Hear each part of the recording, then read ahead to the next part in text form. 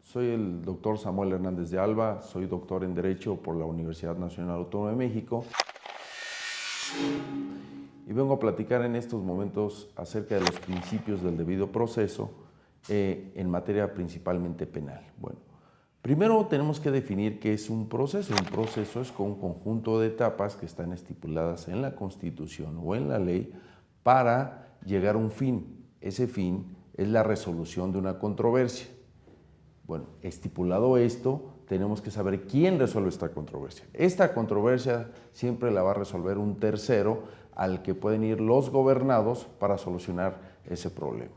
En materia penal contempla características específicas que vamos a detallar en estos momentos. Bueno, entonces, sabiendo lo que es un proceso, sabiendo hacia dónde vamos, tenemos que señalar que el debido proceso en materia penal, a diferencia de algunos otros, tiene reglas muy específicas señaladas en la propia Constitución en el capítulo de garantías. Entonces, podemos decir en general que el debido proceso en materia penal estipula una serie de garantías procesales en favor de los gobernados para llegar a una solución de una controversia. ¿Qué tintes tiene en específico el debido proceso en materia penal? Bueno, el debido proceso en materia penal tiene especiales tintes principalmente porque el órgano acusador es un órgano del Estado.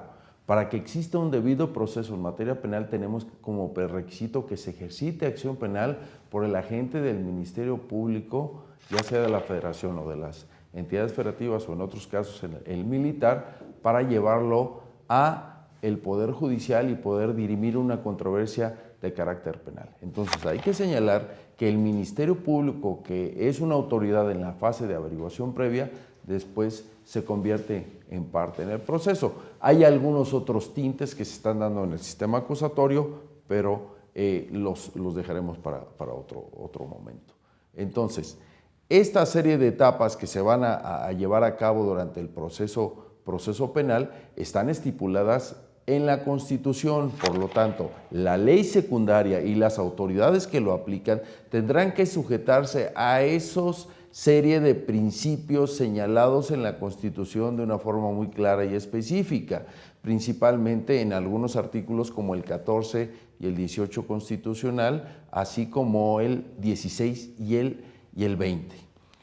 Hay que decir que la Constitución no señala específicamente, salvo en el 18 constitucional, que es debido proceso o habla del debido proceso, pero sí hay que decir que el artículo 18 en materia de adolescentes, ahí sí lo menciona, o sea, en una materia muy específica que no es una materia general, aunque lo menciona. Pero, si nos vamos al artículo 14 constitucional, vemos una serie de reglas que nos marca esta Constitución para poder llegar a una justicia en materia penal. ¿Cuál es esa? Bueno, pues que se respeten diversas etapas, diversos principios, diversas autoridades, diversos términos que son importantes para la solución de esta controversia de carácter penal. Bueno, entonces podemos decir que el debido proceso, para llegar a un debido proceso, valga la redundancia, es que debe ser un proceso justo, donde se respeten los derechos mínimos que deben ser contemplados para el gobernado que está llevado a la justicia de carácter penal, y tiene que tener una certeza sobre ellos. Entonces, tiene que haber una serie de parámetros marcados a las autoridades y además señalarlo con antelación. Eso es un punto muy importante en materia penal. Bueno, entonces tenemos ya, deriva de la Constitución, son una serie de etapas resueltas por un tercero, donde se dé intervención a las diversas partes que intervienen en materia penal. Hay que recordar que, bueno, el Ministerio Público es el órgano acusador, pero también una víctima y un ofendido, que la propia Constitución en el artículo 20, apartado C, también le da una serie de derechos, entre ellos del que vamos a hablar un poco al final, es de la reparación del daño en favor de la víctima u ofendido.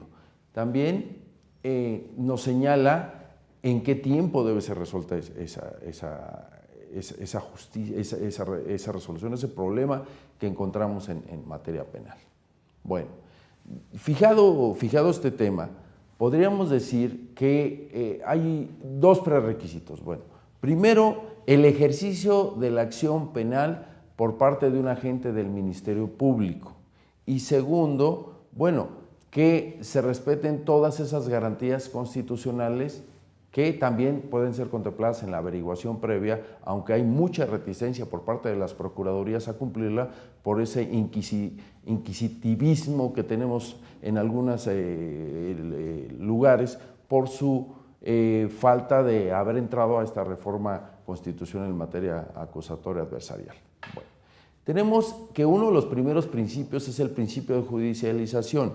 Ese principio de judicialización nos refiere a que todo debe ser llevado a ese tercero que mencionamos anteriormente, que debe ser un juez, porque el derecho penal es una justicia pública, no se imparte por los particulares, debe ser por un juez.